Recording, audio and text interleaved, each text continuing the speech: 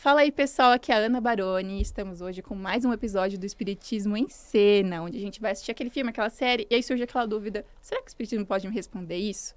Vamos descobrir hoje com o Emerson Natividade aqui do meu lado. Tudo bem, Emerson? Tudo bem, Ana? Tudo bem a vocês? Hoje vamos falar de... Pinóquio! Ah, A história clássica dos contos de fada. Ela ganhou uma nova e emocionante versão animada em stop motion, sob a direção do famoso diretor Guillermo del Toro.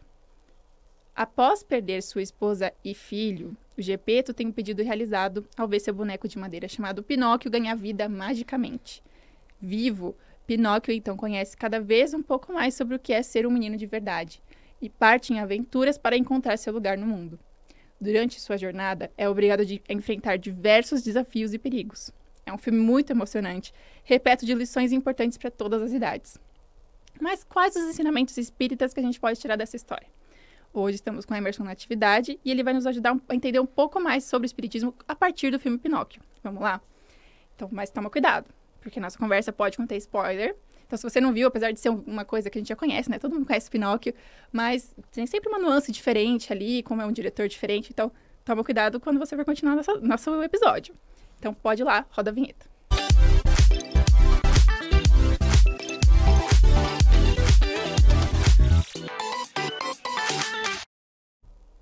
Bom, Emerson, vamos para a nossa primeira pergunta. No filme, a gente vê um Gepeto diferente, que faz o boneco para suprir a solidão decorrente das grandes perdas.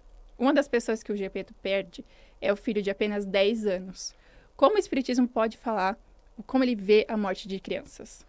bom, Ana, antes de falar do tema, eu indico o filme. O filme é maravilhoso, todo mundo tem que assistir, hein? Tá lá no Netflix.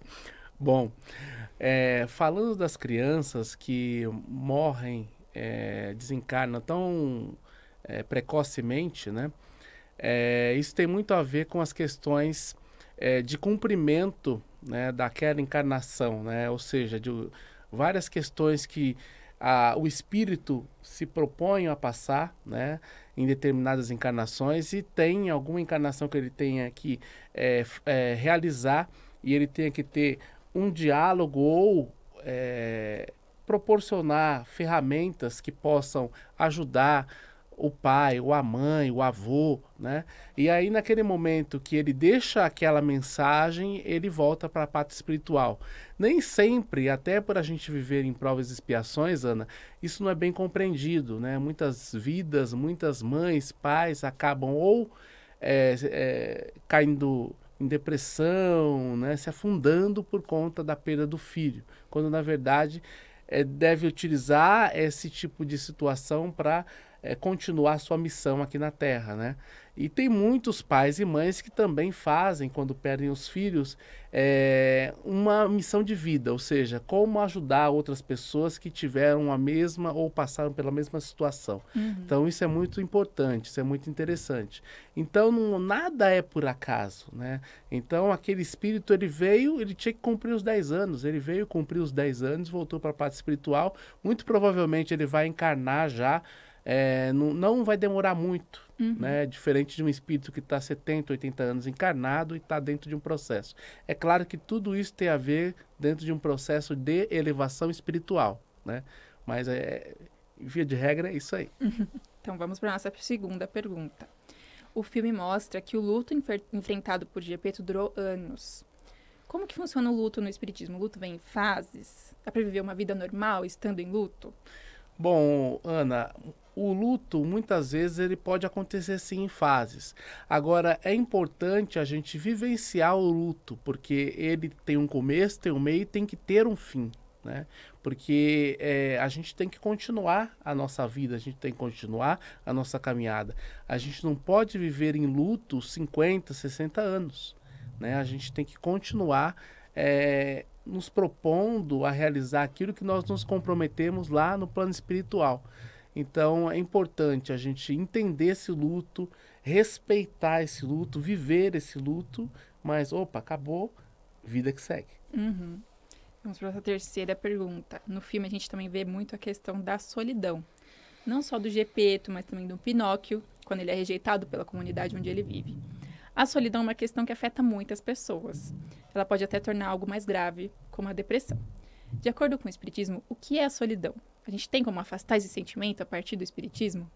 O que é solidão? Solidão é você se sentir só, né? Você não conseguir, muitas vezes, se relacionar com as pessoas, não ter amigos, não ter uma namorada, não ter alguém para estar ao seu lado, né? Então, é difícil, é complicado, mas é preciso entender o porquê de estar só, né? O que que leva a você a estar só, né? Muitas vezes são escolhas, né? Muitas vezes você não quer se relacionar com grupos, né? Você quer seguir uma diretriz totalmente contrária ao grupo A, B ou C, né? Então, muitas vezes você acaba se afastando das pessoas. Então, o ideal é que a gente não se afaste das pessoas, até porque o processo de evolução é que a gente possa se relacionar com as pessoas, né? A salvação ela é individual, ou seja, a elevação, né? O autoconhecimento, a reforma íntima, né? Mas a partir da relação é que a gente começa a avançar.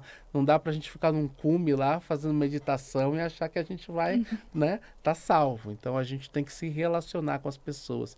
E muitas vezes a gente se esconde atrás dessa solidão para dizer, olha, ninguém me quer, ninguém olha para mim, quando na verdade a gente tem que dar o impulso, tem que dar o primeiro passo, né? Né? E ver se isso não é uma coisa nossa ou se é uma coisa imposta no meio social que a gente vive. Sim, muito importante. Vamos para nossa quarta pergunta, né? Nossa última pergunta. A questão do livre-arbítrio também é muito trabalhada no filme. Quando a gente vê o Pinóquio tomando suas próprias decisões e tendo que lidar com as consequências, a gente sabe que o livre-arbítrio é uma questão importante para o espiritismo. Como o livre-arbítrio influencia a nossa encarnação? Ele pode influenciar mais encarnações? Sim, Ana. É importante a gente salientar que o que o filme nos traz? O filme nos traz que a gente tem que ter cuidado com a mentira, né? Porque tudo ali é feito e começa a partir de uma mentira, né? Que acaba perdendo o controle, o Gepeto da situação, né? E o que é importante a gente entender, o respeito do filho para com o pai. Né? Será que existe? Né? Então, a relação do Pinóquio com o Gepeto também é uma relação que a gente tem que olhar para esses dois lados. O livre-arbítrio, né? A gente, quando encarna, a gente tem um plano encarnatório, a gente está designado a seguir tarefas ou missões aqui na Terra. De repente, a gente tem a opção de dizer, não, eu quero seguir uma outra diretriz. Isso é o livre-arbítrio. Então, eu tenho o livre-arbítrio. Deus nos deu essa opção de escolha. Até porque nós não lembramos quando nós acordamos lá, né? Sim, verdade. Mas tudo tem uma consequência. Porque quando a gente utiliza muitas vezes o livre-arbítrio, que muitas vezes a gente pode recorrer a ele, será que a gente não está fugindo das nossas missões? Será que a gente não está fugindo das nossas tarefas? Né? Então, cabe uma reflexão a você que está aí nos escutando, nos ouvindo, nos vendo, né? Será que não é cômodo dizer eu tenho livre-arbítrio e eu não vou fazer isso?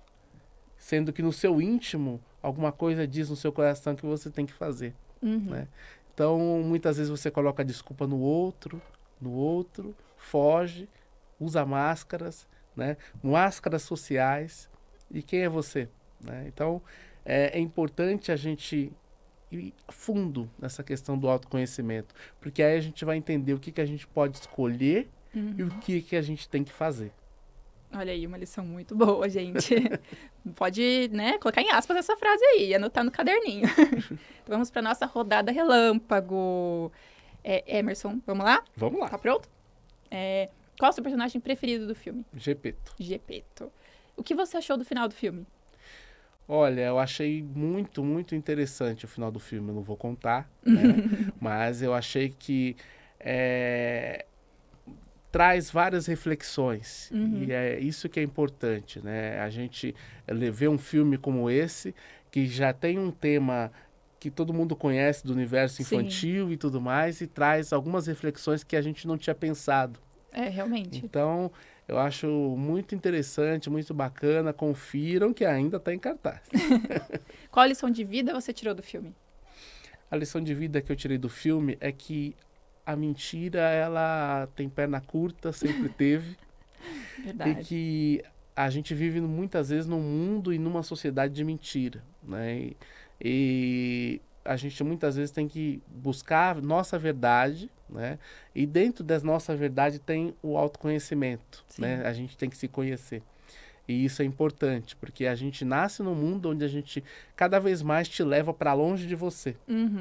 Então, você tem que se aproximar de você. Então, eu acho que são reflexões muito profundas que a gente pode fazer assistindo esse filme. Olha aí, mais uma frase para você colocar no caderninho. Se aproximar de você. Uma nota de 0 a 10 pro filme. 9. 9 também, vamos lá. Conhece algum outro filme nesse estilo que fala de criança, de relação pai-filho, luto? Eu conheço alguns filmes... Memória não está muito boa devido à Covid. Não tem problema. Mas, assim, tem alguns filmes, sim, que são muito interessantes em relação à questão de pai e filho.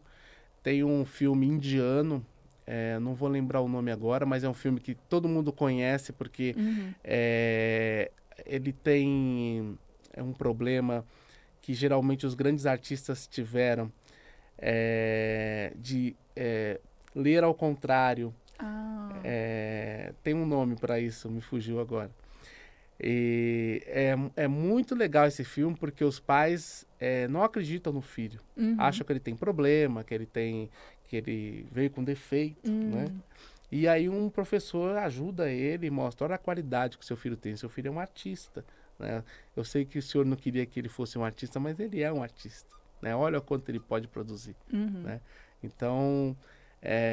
eu acho muito importante a gente assistir esses filmes, principalmente da relação pai-mãe, pai-mãe, filho, filhos, né? Essa relação familiar, né?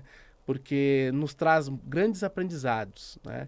E a gente sabe hoje também, Ana, que existem famílias que aí a gente também tem que abrir o nosso horizonte, né? Hoje em dia existem famílias que não são mais como as famílias convencionais, né? Sim. Então tem famílias que têm uma outra forma, outra distribuição. E também nos trazem muito aprendizado. Sim, realmente.